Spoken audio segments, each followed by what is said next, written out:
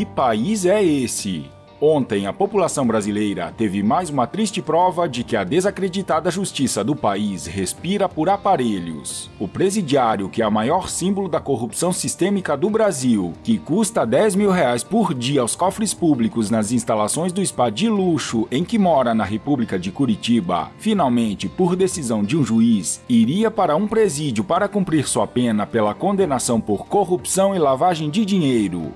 Mas a força-tarefa do plenário do STF, que em 5 anos de Lava Jato não prendeu ninguém, se reuniu em caráter de extrema urgência e rapidamente cancelou a transferência do presidiário, mantendo as regalias do presodentro. Um absurdo. É inadmissível, é inaceitável, é incompreensível tal atitude. Depois que a transferência de Lula para São Paulo foi anunciada, os petistas entraram em paranoia. Uma caravana enorme de deputados, senadores e políticos petistas invadiu o prédio do Supremo Tribunal Federal e fizeram pressão para que o ex-presidente não fosse transferido para a penitenciária de Tremembé. O grupo de deputados do PT deixou a Câmara no momento da votação da reforma da Previdência e a sessão teve que ser suspensa. Já no STF, o tal grupo de petistas que abandonou a Câmara se juntou ao poste de Lula e invadiu a corte. O presidente da mais alta corte do país, que presidia uma sessão, deixou o posto e foi para seu gabinete receber os petistas. O homem que saqueou a Petrobras, enganou e acabou com o sonho de milhões de brasileiros em nome de um projeto criminoso de poder, conseguiu paralisar, ao mesmo tempo, a Câmara e o STF. É um escárnio. O presidiário que movimentou a corte já está condenado em 2 instâncias e teve todos os seus inúmeros recursos negados nos tribunais superiores. Quantas condenações Lula precisará para ser definitivamente enviado para um presídio comum, como acontece com todo criminoso? A justiça brasileira está afundando cada vez mais. O advogado e professor Luiz Holanda considera que estamos vivendo uma anarquia, com o silêncio ensurdecedor dos generais. Luiz explica que depois da invasão da República pelos hackers, apoiados pelo Congresso Nacional e pela imprensa marrom, cujos fins se resumem na liberdade de Lula da Silva e na destruição da Lava Jato, a privacidade de magistrados, autoridades, políticos, empresários e jornalistas foram invadidas e publicadas de forma sensacionalista, ao ponto de serem tidas como verdades incontestáveis.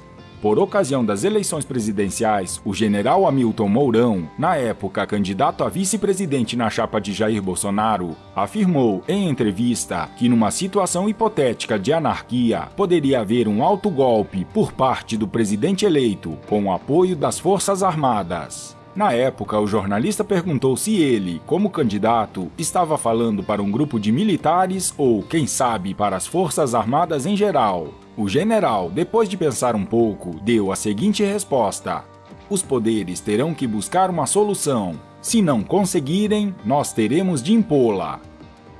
A solução defendida pelo general Mourão ainda não aconteceu. Os acontecimentos provam isso. O que realmente está acontecendo é uma contestação sistemática e generalizada de alguns poucos contra tudo e contra todos, principalmente contra o presidente. Mourão ressaltou que o autogolpe só haveria se houvesse uma situação de caos no país. Ora, como vivemos um verdadeiro caos devido ao sensacionalismo das mensagens e das ameaças dos presidentes do Senado e da Câmara, bem como de alguns dos ministros do Supremo Tribunal Federal, não se sabe quando o autogolpe poderá acontecer ou se realmente vai acontecer.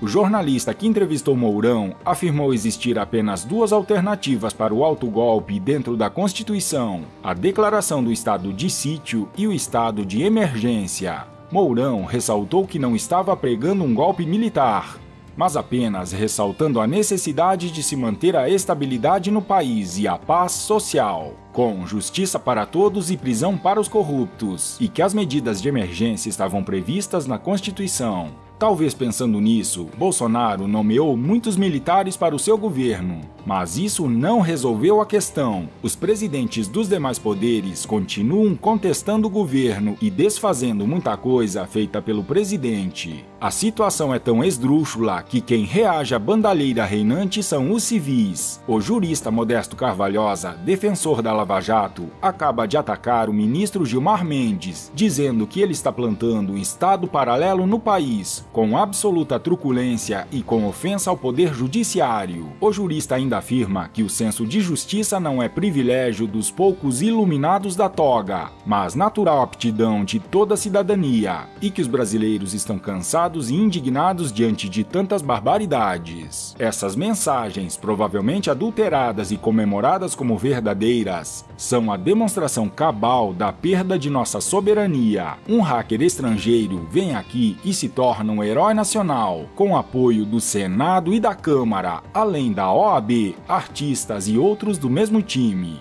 Nós não sabemos onde vamos parar, nem o que esperar daqui para frente. A única coisa que podemos imaginar é que, se essa anarquia continuar, possivelmente alguém vai reagir.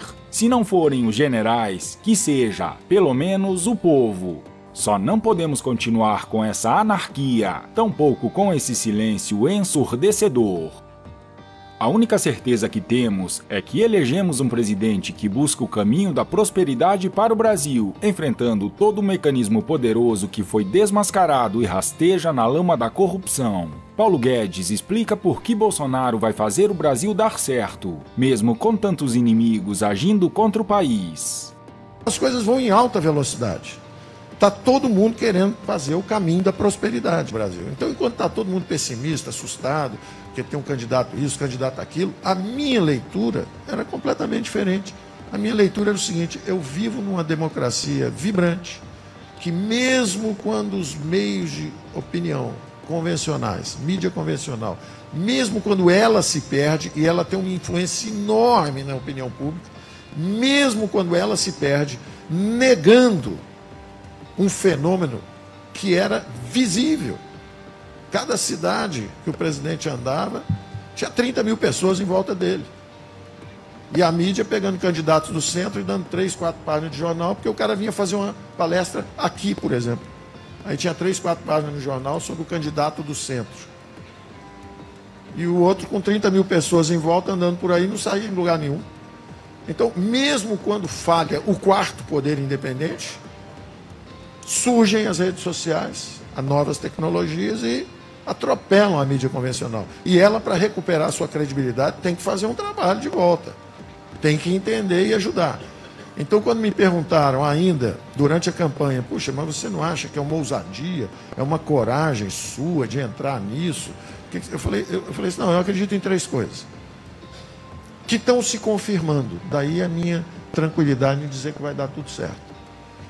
Eu disse, olha, eu acredito em 3 coisas.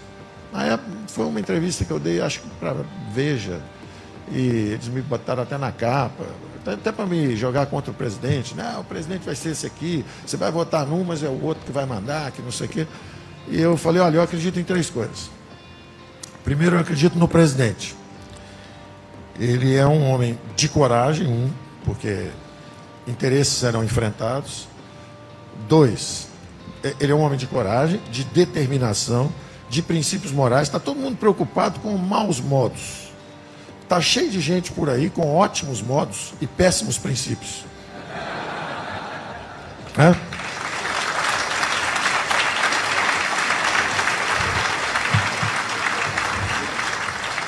O presidente é um homem de bons princípios. Ele realmente quer acertar.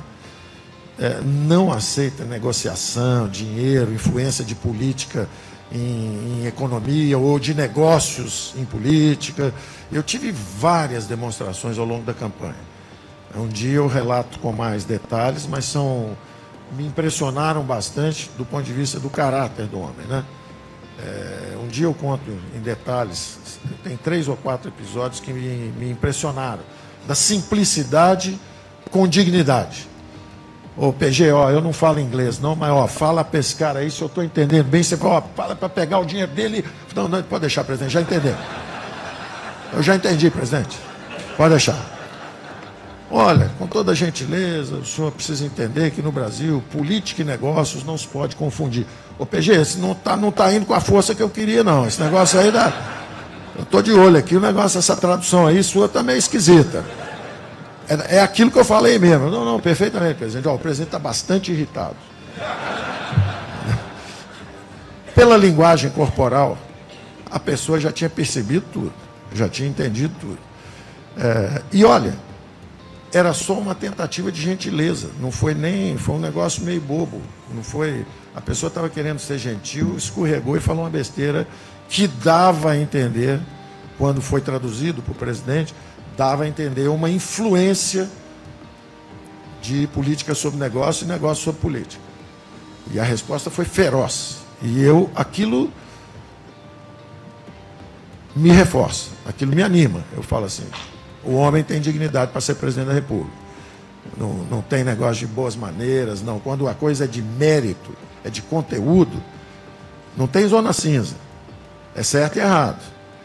E isso me deu muito orgulho como brasileiro.